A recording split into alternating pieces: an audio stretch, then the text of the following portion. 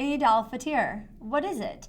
In this video, we're going to cover one out of the 2 holy days in Islam, Eid al-Fitr, which is a 3-day celebration that comes after Ramadan ends. So we're also going to talk about Islam and Ramadan. Let's get started. If you use the internet, you might find this concept of a holy time surrounding the breaking of a fast called different things. This one being the most popular, so I'll use Eid al-Fitr to reference the holiday we're discussing. There are about 2 billion Muslims in the world in 2024, and a Muslim is a person who follows the religion called Islam. Islam has 2 official holidays, Eid al-Adha and Eid al-Fitr. This video is going to be about Eid al-Fitr, which has to do with the 4th of Islam's 5 pillars. In Islam, there are 5 foundational ideas or pillars, and the 4th pillar of Islam is fasting.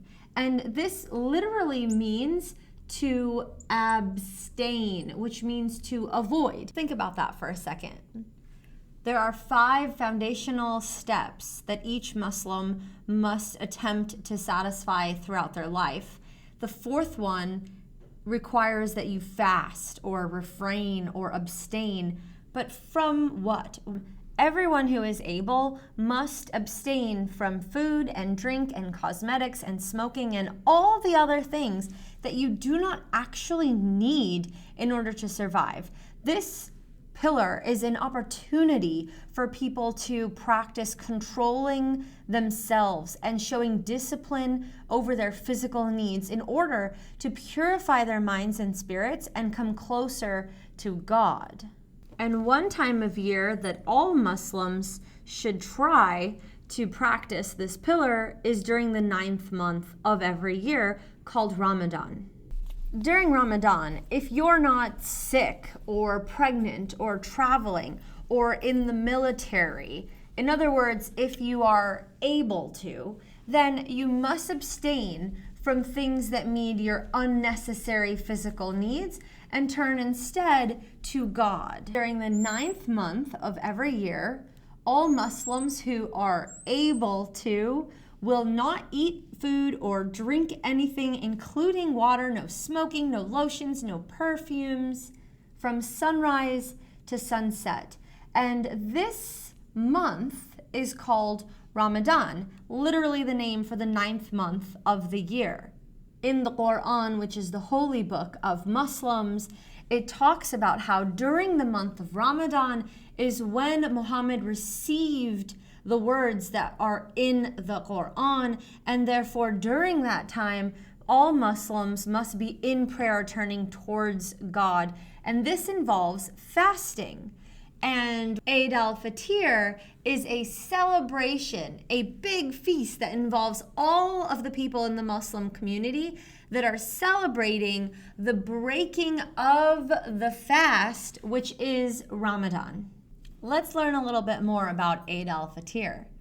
It is the first 3 days of the 10th month in the lunar calendar, which is what the Muslims follow. And so Ramadan is the name of the 9th month, and Shawwal is the name of the 10th month. Ramadan is the whole entire month, and during that month, Muslims are practicing fasting from sunrise to sunset. And when that 30-day period of fasting from sunrise to sunset ends, that's when Eid al-Fitr begins. It's when that first new moon, the crescent moon, arrives. They will celebrate for 3 days with going to mosque, which has a specific special prayer. They will eat dates, just like Muhammad did. They will practice a special act of charity, although Muslims are asked to be charitable and give back, especially to widows throughout the entire year. There's a special almsgiving or charity during Eid al-Fitr. So for 3 days, Muslims will gather as a large Muslim community, not just in their immediate homes. They will give presents to each other. They will take baths and wear new clothes and be afresh, coming out of the month where they were just fasting, forgiving, being forgiven, and becoming closer to God. Quick search on the internet, it might look like Muslims have Ramadan as a holiday, but that is not true. Since Muslims are the second largest religious group in the whole world, we should learn about them. Thinking about their holy times of the year, do not be misled that Ramadan is a holiday. It is not. Muslims have 2 holidays, Eid al-Fitr, which takes place over 3 whole days, so it's not just a day, and Eid al-Adha.